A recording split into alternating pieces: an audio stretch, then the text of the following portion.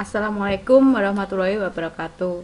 Bagaimana kabar kalian hari ini? Semoga kalian tetap sehat dan tetap semangat mengikuti pembelajaran meskipun dilakukan secara daring atau online. Di sini saya perkenalkan nama saya Oktavia Maesari, biasa dipanggil Maya atau Bu Maya ya. Di sini saya mengajar pemrograman dasar di kelas 10 TKJ. Untuk materi pertemuan pertama, silahkan simak video berikut. Dan di video kali ini kita akan membahas tentang pengantar algoritma ya. Nah, mata kuliah pengantar algoritma ini ada di Informatika semester 1. Dan di slide ini atau di materi ini, saya mendapatkan referensi dari Bapak Feriko selaku dosen pengantar algoritma ini, dan juga mendapat referensi di Google ya. Jadi sambil searching begitu. Oke, langsung aja kita ke pengertiannya. Jadi menurut si teknojournal.com, pengertian dari algoritma adalah urutan atau langkah-langkah untuk menyelesaikan masalah pemrograman komputer begitu ya.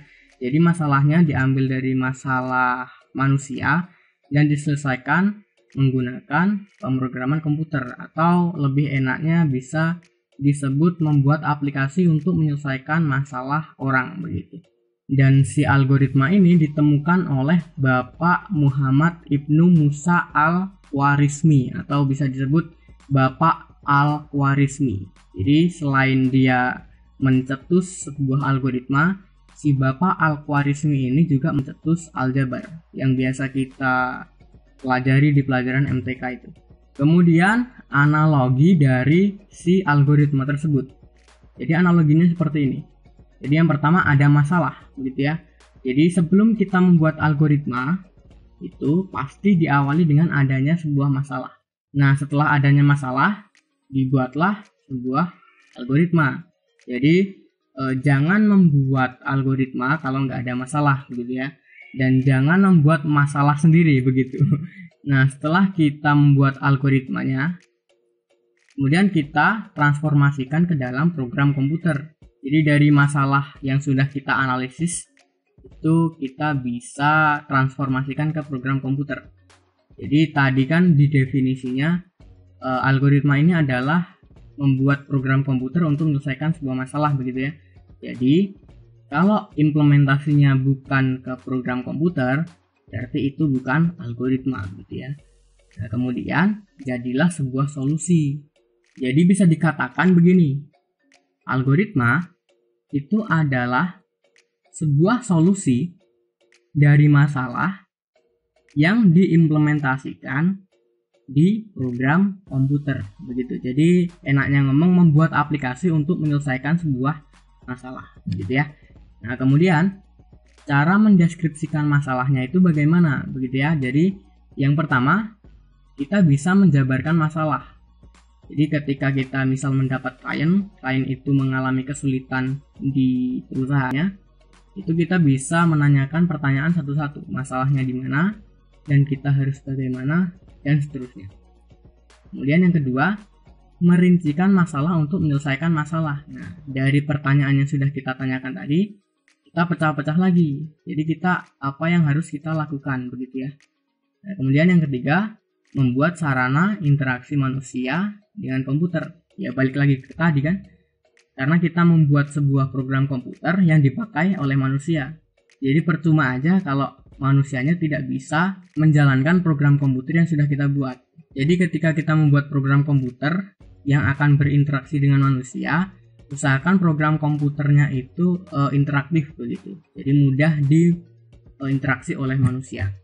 Oke, next ya. Nah, bagaimana cara mentransformasikan masalah ke program komputer? Jadi yang pertama, kita bentuk dulu urutan masalah-masalahnya tersebut begitu. Jadi dari apa, bagaimana, dan kita harus bagaimana, programnya mau dibuat seperti apa begitu ya.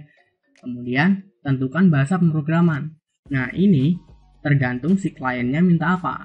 Jadi misal si klien itu mintanya pemrograman berbasis web, maka kita bisa menggunakan bahasa pemrograman PHP, HTML, CSS, dan juga JavaScript. Nah, tapi kalau dia mintanya desktop, maka kita bisa gunakan Java dan lain sebagainya. Kalau mobile berarti kita bisa menggunakan Kotlin dan lain sebagainya. Kemudian kita harus memahami konsep mesin komputer. Jadi si komputer ini pahamnya ketika kita menuliskan kode seperti apa, dan kodenya itu harus berurutan, dibaca dari atas ke bawah, dari kiri ke kanan. Kalau belum paham, nanti dululah, kita bahasnya di video atau playlist yang lain. Nah, berikutnya setelah kita belajar di slide yang di atas, kita bisa menyimpulkan bahwa algoritma itu adalah sebuah penyusunan aspek proses logika dari suatu pemecahan masalah tanpa melihat karakteristik bahasa pemrograman yang akan digunakan. Jadi kalau kita menanyakan sebuah masalah tadi, kita jangan dulu memikirkan apa bahasa pemrograman yang akan digunakan, karena kita lebih fokusnya menanyakan masalah apa yang dihadapi oleh klien, dan kita akan menerapkannya ke algoritma dulu.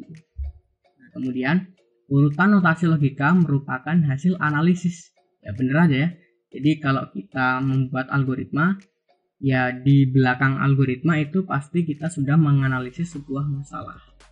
Dan berikutnya urutan logika langkah kerja untuk menyelesaikan suatu masalah. Nah, urutan logika langkah kerja ini biasa disebut dengan notasi algoritma.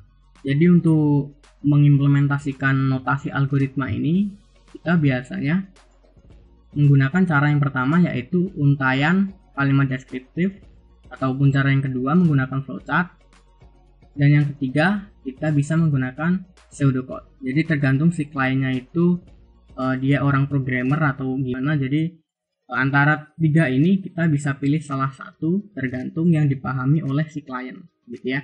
Jadi apa bedanya untaian kalimat deskriptif, flowchart, dan pseudocode? Itu kita akan belajar di video selanjutnya. Jadi tenang aja. Dan di video selanjutnya kita akan membahas tentang untaian kalimat deskriptif tadi, flowchart, dan juga pseudocode. Jadi terima kasih teman-teman telah menyaksikan. Kita berjumpa lagi di video selanjutnya untuk membahas materi yang lebih seru lagi. Terima kasih.